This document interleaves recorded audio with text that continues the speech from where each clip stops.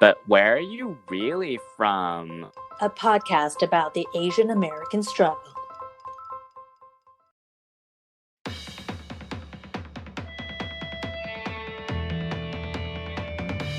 Hey everyone, I'm Angela Lynn. And I'm Jesse Lynn, and welcome back to But Where Are You Really From?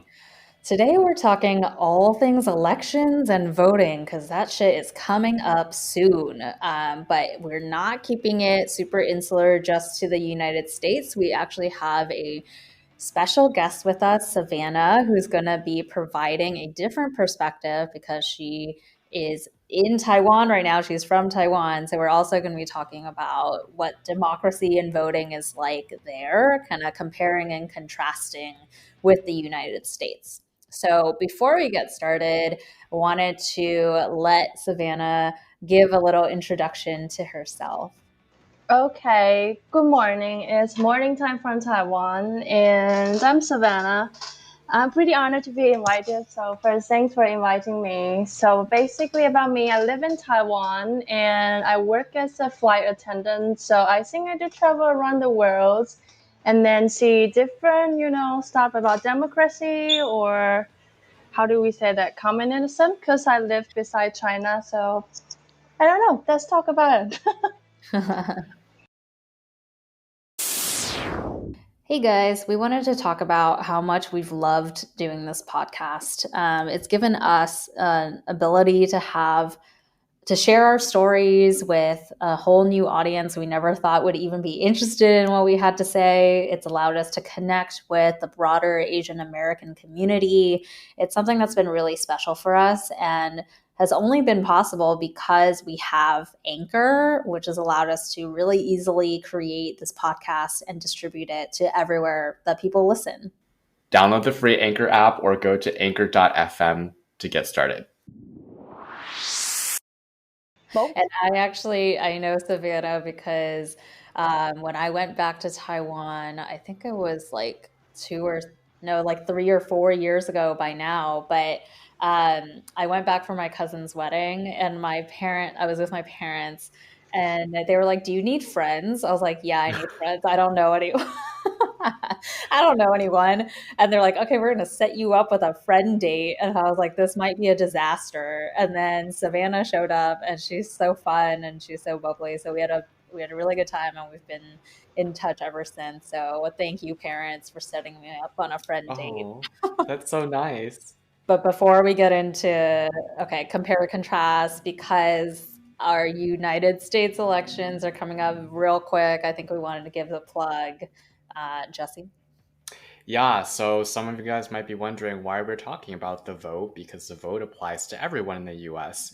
It's particularly important, I think, for Asian Americans because historically, Asian American voter turnout is much lower than any other ethnic race group in the US.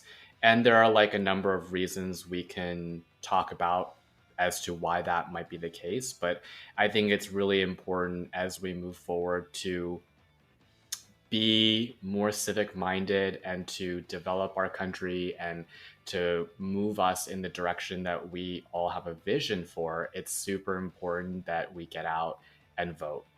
And aside from that, there's also talking about the vote with people you know, having candid discussions about where you think you want the country to go and which candidates represent that vision. So that's why we're here to talk about voting in the US and with some commentary, compare and contrast with Savannah. Yeah. And one last plug is I think what gets a lot of attention is the candidates that are like the big ticket candidates, like the president, the vice president, Supreme Court justices that we don't get to vote on, but like these big name people. But actually, your local elections are probably arguably more important for your day-to-day life and things that are going to impact you where you live, and something that is often overlooked, especially by young people like us. Like, I fully admit that I never really paid attention to local elections much. And President Obama actually came out with a really good Medium blog post a few months back into quarantine where he really hammered home. I think it was right after the George Floyd incident, and he made a good point of highlighting, like if you don't want to see these kinds of injustices happening in the future, things with police misconduct and the way that things are run in your city, like that's done on a local level. So it's up to you to pay attention to who you've elected there and make sure you oust the people that you don't feel are gonna, push things in the right direction. So that's somewhere that I'm gonna spend a lot more time paying my attention to, and just want to make sure that everyone else who's thinking about voting is not just focused on the big flashy names, but also the stuff that's actually going to impact your day to day in the local side. Absolutely. Cool. So shall we get into it and talk about the voting process here versus Taiwan? I think we can start talking about the voting process here. I can say probably with fair accuracy and certainty that there is not really much of a voting process here. It's kind of like, as with many things in this country currently, it's a very big dumpster fire that's managed a million different ways across a million different states. So each state has slightly different regulations as to who can vote, how they can vote, when they can vote. And yeah, it's crazy, right? Yeah, so we do have news about America goes on in Taiwan for unknown reason, not other country. Like on the international news in Taiwan, we basically focus on only US and China. So as I know, I don't know why, but as I know, there's people are talking about the mailing process, and the president right now, he keep claiming, oh, the mailing election is not gonna get accuracy, and different states have different rules. Some states allow you to sign in for mailing processes just one day ahead of the election, but some need, you need to do like a week ahead, or different states have different rules. And then when will they get the mail? So how do you make sure that everybody votes and all the mail counts? Yeah, That's a really great good question. I think federally there really isn't, as far as I'm aware, there really isn't a federal thing that's like overseeing how No. that is handled. That's usually handled on a state level. So I think, Angela, you and I were discussing everyone in California is going to get a mail-in ballot automatically. Yeah. But I live in New York, for example, and everyone who wants a mail-in ballot can get one, but you have to request it. So it's not being sent automatically. Yeah, and things are also special this year because of COVID. So, like, California doesn't automatically send everyone a mail-in ballot normally. It's because of COVID that, voting can be dangerous when you're congregating, when you're going to have thousands of people lining up to try to vote. That's the usual process. A lot of people prefer to vote in person, but with COVID being such an issue, California proactively decided that everyone would receive a mail-in ballot this year. So before the COVID, you should go to a voting booth for votes, like in person, people line up and vote in the voting booths. Yeah. Oh, so that's only You different. can do mail-in, like you can choose to do that. I used to I've always been a permanent mail-in ballot kind of person. I think because I move a lot, so I've always wanted to make sure I can vote no matter where I keep changing my address to. But yeah, I think most people do in person, because it feels like you're doing something. And everyone loves when you vote, you get a sticker that says I voted. And so on that day, everyone wears their sticker and they're like, You do get a sticker when you vote. That's so cute. Yeah. So cute. That's like, so in Taiwan, everyone needs to go to the vote station to vote. We don't have mailing option. So tell us what it's like, the process in voting in Taiwan. Obviously, Taiwan is much smaller than the US, so probably there aren't the same level of logistics problems in getting people to vote, but I'm curious as to how it's like administered, like who actually does all of the work of going to the polls and like manning them, getting people registered. Compared to US, we are probably like, I don't know, just way more easier, because everybody need to go to the voting station. So the legal voting age is like, I think 20. So if you're already 20, they will, when the voting day come, they usually mail. That's not the vote. They will mail you like, how do we say that? like an information. Yeah, the information of everyone's, what does this candidate talk about and everything, like his age, where does he from, and his education, and what is this candidate he or she wants. So everybody can have the information. And then on the voting day, it usually goes on 8 to 4.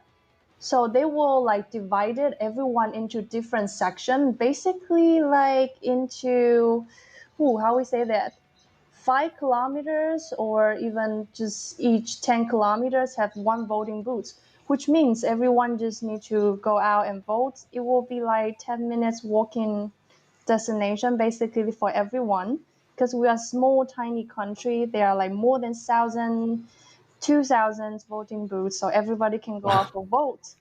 It's that every corner is totally every corner. Like for example, for me and my family just need to walk like for 5 minutes for our voting station. It's basically everywhere.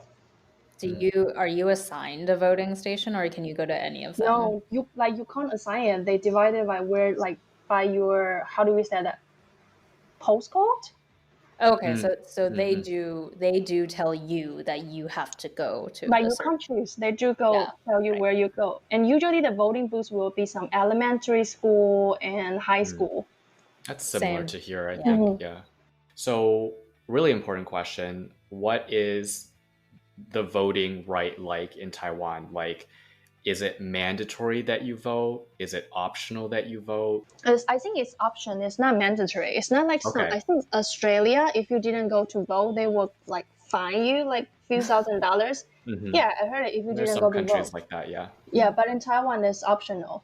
But quite funny thing is, like last year, our vote, no, not last year, like this presidency election, we kind of go up to 70% of voting rate, which I think is pretty high. That's very high. Yeah, I think compared to US, last year is only 40%. If I do read it correctly, it's 40%, but we're doing it like 70%. And I'm curious, how does your like voting work? Because there's been a lot of conversation about how voting works in the US, because sometimes you don't get very good candidates. So you kind of feel like you don't have the right person to pick, but then you have to pick like somebody anyways. But some countries are doing like ranked choice voting so that you can vote for like second best, and like the vote gets distributed in a way where it's a little bit more fair than if you just have like 1 to 2 candidates and you have to make a choice. I think we only can choose one. Yeah, for us, we only can choose one. It's like US. Every presidential election is only 2 or 3 people to choose. You don't have much options. Yeah. Yeah, I guess for our larger elections it doesn't matter, but usually like the ranked choice I think is like very interesting for local elections, because you can pick like number 1, I like this person, number 2, I would like this person, number 3, I would like this person, so on and so forth. Every election is only for one. You only can choose one for each like categories, I believe. So let's talk about the last election, because that was, well, now it's been almost a year, right? But it feels like it was recent because of COVID. It feels like it was kind of recent. How important was the last election to you? Because I feel like there was, from what I hear from my family at least, that's like where I get my Taiwanese news. Information. Yeah, it was like a big divide between kind of young people and older people in terms of the president, at least. The presidential, you mean talk about the presidential election last time? So if it is last year, am I correct? That's a kind of a biggest election. I would say biggest because there's a lot of news goes on. Because it's pretty controversy. It's kind of like for young people, we don't usually go to vote because we don't care. The president, we don't care. But last year on news, you can see a lot of news goes on. If we have 2 candidates, we do have 2 parties in Taiwan, basically KMT, which is Kuomintang, directly transferred from Chinese. It means nothing in English, but it's KMT. And the other is Democracy Progressive Party, if I do mean. So we have 2 candidates. Actually, number 3, but nobody cares number 3. So just focus on this 2. Yeah, nobody cares number 3. So we just focus on these 2 parties. And KMT is most known in Taiwan. People will say they are more aligned to the China side. They came from China, and now a lot of policy based on what the previous president do is more like lay on China. They will do everything which is benefit China and our country. So for young people, the news keeps saying, if you vote for the candidate for KMT, Taiwan will become a part of China. Something goes on like this, which is really important for young people right here. We want our democracy. We're our own country, so that's why everybody go out for votes. Kind of pretty important last year. But this is her second term, right? So wouldn't her first term election have also been just as important because it was also, I imagine. Oh yeah. She when her first term, which is like last time, she is our first female candidate for president, not vice president. President. And then that's after 8 years of the other president. The other president do 8 years too. So each president do 4 years. I think it's kind of same as US, and they can only have 2 times. So that president already did his 8 years, and he's from the KMT, which is China Party something. So people want change. That's why I think a big process of she get elected. Because I think in Taiwan, for example, my grandma, they still have the old Chinese typical stereotype, oh, women cannot be president. Can I ask a question about something you said earlier? You said sure. that younger people don't really turn out for the presidential election. Can you explain why that is? I remember, because so last time when I voted, I was, how old am I? 27, 20, 26. So I did vote like last time. Because that time we don't see much news about the presidential, and for Taiwan, I don't know for you, we don't really care about politics because it's not related for our life. The reason, I say again, the reason why we go vote this time because all young people don't want to be a part of China. That's why we vote. The previous time, there are not much news, kind of saying if you don't go vote, your life will change.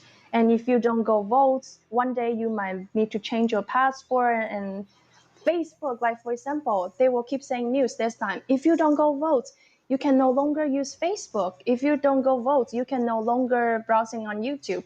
That's why pushing people to vote. They hit young people where it hurts, social media. I want to keep my social media. That's why we go to vote. So the biggest reason is we don't vote before because it's not related to our life. But this time, if you want to keep Facebook and YouTube, go vote. Will you feel the same as what Taiwanese do last year? You feel crisis for young people. If I don't go vote this time, my country will go down as what we feel last time. Do you get the same feeling? If I don't go vote, everything will change. I mean, I think from my perspective, definitely younger people have become more energized about the voting process. Because I remember when I was like 20, 21, like it was like cool to, I mean, I don't even say it was cool to vote. Like, I feel like not a lot of people were talking about voting. Like, it's not like an exciting thing. And we don't get like time off to do it.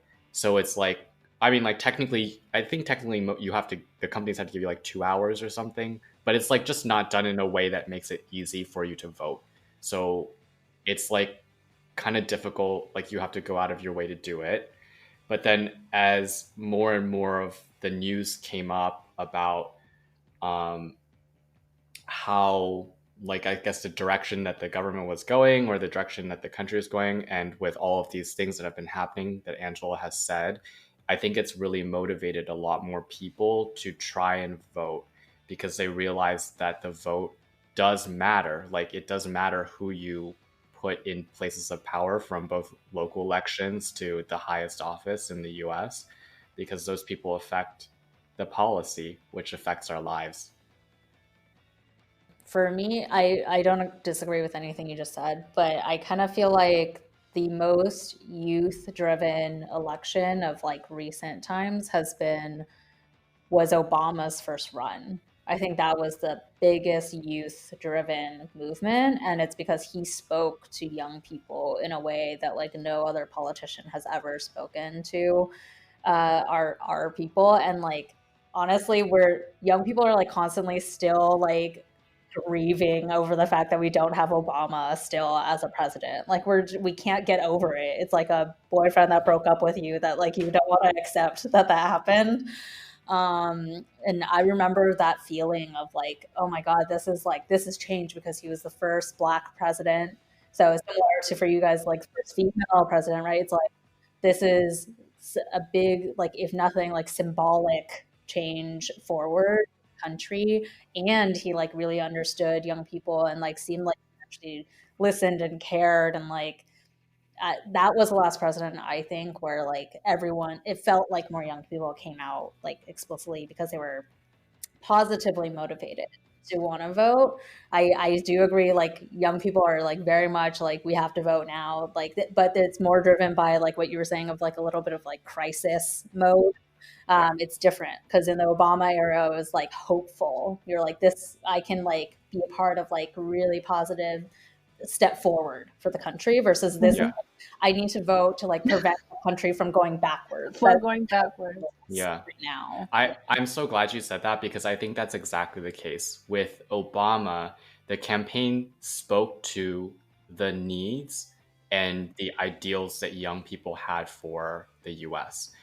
With the current elections and like the people that are in place now, it's like they're speaking to the same people that people were speaking to in the previous elections, which is like older people, like people with families. And the honest truth is that those people have completely different needs and a completely different vision for the country than young people do. So let's talk a little bit. You talked about the biggest deciding factor in the latest Taiwanese election was democracy versus not. So we wanted to get your thoughts on the current climate with China, because I think there's always, since the beginning of Taiwan, there's always been like China's threatening to take back Taiwan. Like they never really wanted you to go away in the first place. But I think it was last week or 2 weeks ago when China sent like a bunch of those fighter planes. Oh, that's a lot. I heard there's another one this morning. We do hear like the sounds in Taipei. There's another one this morning, I believe. So what are you guys feeling now with like that kind of stuff happening live over your heads? Like, does it kind of feel like, well, they're always making fake threats, this is not anything real, or does it feel like it's a little bit different and there's something to be afraid of? I don't know what for other people, but for me in person, I do watch a lot of news around the world. From my personal experience, I definitely feel like scary. Especially when you were sleeping. Like, for example, this morning I was getting up and getting ready for this podcast, and then you hear the sounds. It's actually happening. You hear the very loud noise, fighter planes probably went about your apartment. You're thinking about, is it gonna happen? Is it really gonna happen? The easiest way is one day we probably need to change our passport, change it to another country. But the hardest way, we're still scared. Like one day, because Taiwan is such a tiny country. If they do throw something, we're all gone. We'll be gone. What has the president said about like preparing for something like that? Oh, she did. I don't know how to say that in English. She did a lot of rehearsal about the army. I don't know how to say that in English. Defense. Okay. The defense of rehearsal. But speaking the truth, how many people we do have in Taiwan? How many soldiers we do have? So. But I think for my personal view, it probably won't happen since Taiwan, the location is quite good. Japan, Southern Korea, especially even US, there are a lot of battleship around Taiwan trying to protect us. So I think it will be fine. Okay, hope so. Yeah, they don't positive. Yeah. Vibes. Yeah, they don't need to fight. They just cut off all our financial systems since there are a lot of big, companies surviving by China. They just cut off the finance. We will be gone. So I think it won't happen from my personal view. So I was going to ask, because you basically told us about this concern with China, but you personally don't think that anything will happen. No. How much do the politicians there use this to like try and manipulate people into choosing one way or not? Is it like a lot, a little? All the time. Like last election, they say if you don't vote for the women president, Taiwan will go back to China. They use this all the time.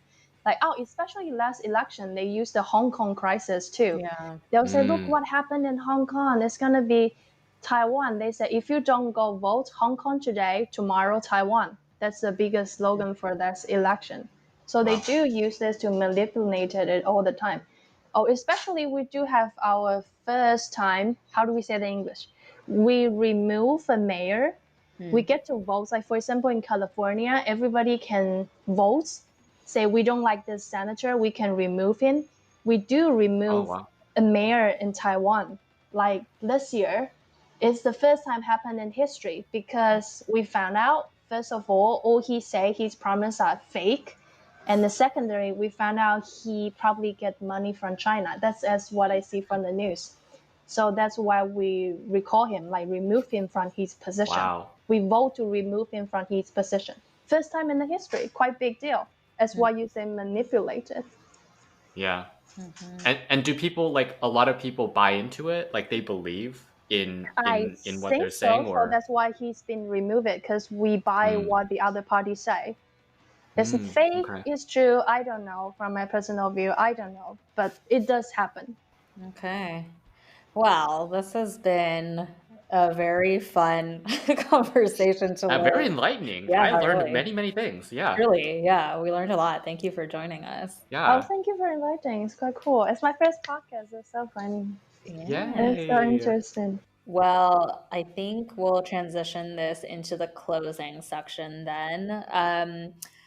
So Jesse and I are pre-recording, just so you guys know, we're pre-recording this episode. It's actually the night of the first presidential debate happening in 3 minutes. So It's on C-SPAN. Yeah, we're very excited to watch that soon. But since we have politics top of mind, we definitely want to close out with reminding our listeners of where or how they can vote.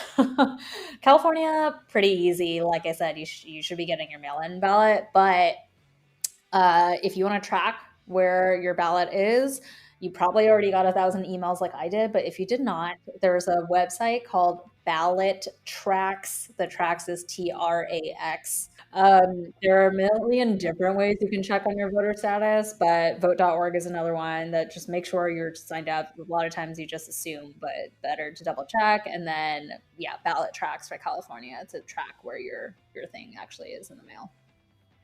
Okay, and before I get into New York, just a reminder, Election Day is November 3rd. November 3rd. Just so everyone remembers what the day actually is. In New York, you can request an absentee ballot online right now. You should do it as soon as you can because there are a lot of requests and we've already seen a few issues with the Board of Elections not sending the right things to people.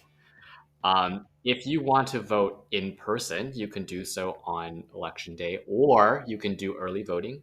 Early voting in person runs from October 24th, oh my God, excuse me, October 24th to November 1st. And as a reminder, you can request an absentee ballot. You can also early vote, or you can also vote on Election Day. It does not, like, requesting one thing does not mean you cannot go in person to vote. Very true. And I think all those things are also true for California. But since you're getting the mail-in ballot, you might as well just use the fucking mail-in ballot. It's a definitive thing you're getting. Go vote, everyone. It only takes a few minutes. Why not? Just go do it. Very true. All right. Well, if you like this episode, if you want to learn more about how Taiwan works with their voting system, or you want to give your opinion on any of the stuff we talked about today, feel free to write us in at telluswhereyou'refrom@gmail.com. The your is YOURE. And as always, come back next week for a juicy new episode. Until then, 再见，bitches.